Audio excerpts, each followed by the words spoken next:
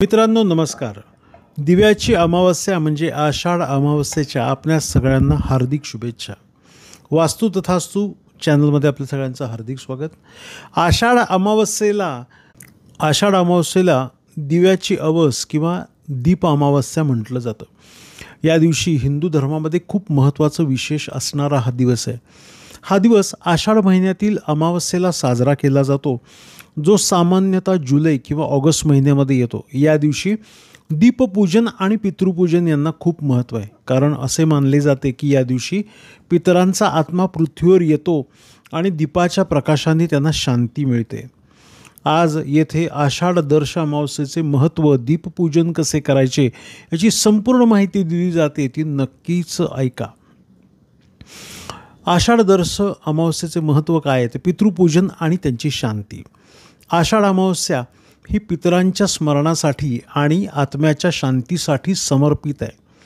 या दिवशी पितरांना तर्पण, पिंडदान आणि दानही केले जाते. असे मानले जाते की या अमावस्येला पितरांचा प्रभाव अधिक असतो आणि त्यांना प्रसन्न केल्याने कुटुंबाला सुखशांती मिळते.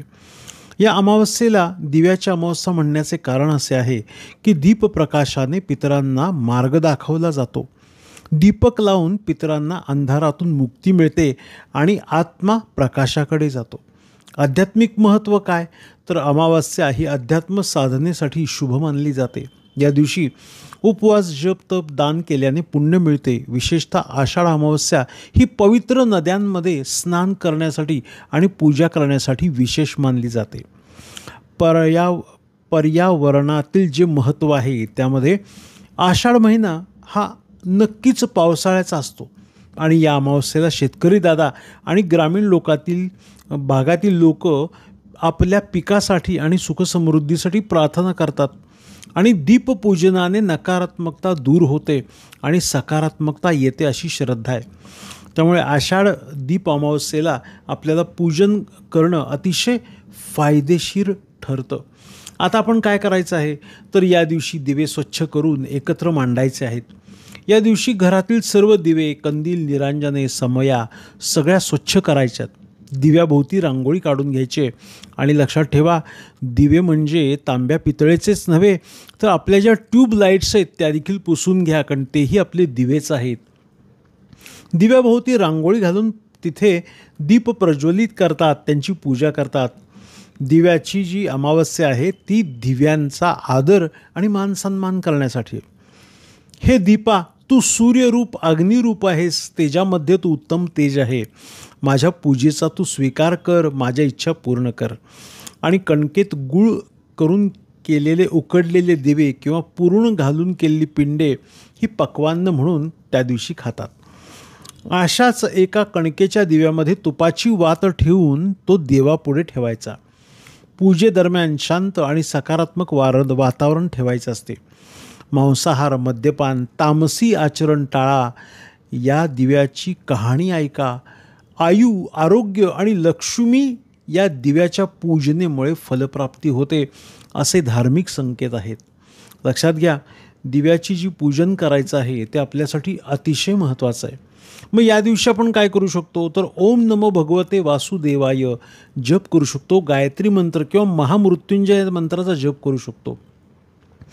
पितरांचे स्मरण करून त्यांना तर्पण करा, पिंडदान करा. नदी, तलाव इथे पवित्र दीपसुद्धा तुम्ही ठेवू शकता आणि जमलं तर नदी, तलाव, गंगाजल मिसळलेल्या पाण्याने स्नान तुम्ही करू शकता. आता श्रावणामध्ये मांसाहार, मद्यपान, तामसी आचरण तर टाळायचं असतं. त्याचबरोबर अजून एक गोष्ट, अनावश्यक वादविवाद आणि नकारात्मक विचार बंद करून टाका. घरात अंधार ठेवू नका. दिव्यांची अमावस्या असल्यामुळे सगळीकडे दीप प्रज्वलन करा. बघा, आषाढ दर्श अमावस्या दीपपूजन हा फक्त धार्मिक विधी नाही आहे, तर पूर्वज आपले जे आहेत त्यांच्या प्रती कृतज्ञता व्यक्त करण्याचा आणि सकारात्मक ऊर्जा निर्माण करण्याचा खूप सुंदर मार्ग आहे. तरुणांनी या दिवशी आपल्या कुटुंबासोबत एकत्र येऊन पूजा करावी, दान करावे. पर्यावरणाशी रक्षण करणाऱ्या दीपप्रकाशाचे पर्यावरणपूर्वक परंपरेचा अवलंब करावा. हे आपल्या मुळांशी जोडलेलं नातं आहे. आषाढदर्श अमावस्या पितरांची शांती आणि कुटुंबाच्या कल्याणासाठी खूप महत्त्वाचा दिवस आहे. त्यामुळे दीपपूजन करून नकारात्मकता दूर होते, सकारात्मकता वाढते. विधी आणि नियमांचे पालन करून हा दिवस तुम्ही छानपैकी साजरा करू शकता, दीर्घायुष्यासाठी प्रार्थना करू शकता. त्यामुळे मित्रांनो, दीप अमावस्या छानपैकी साजरी करा. आपल्या सर्वांना श्रावण महिन्याच्या शुभेच्छा आणि शुभ आशीर्वाद.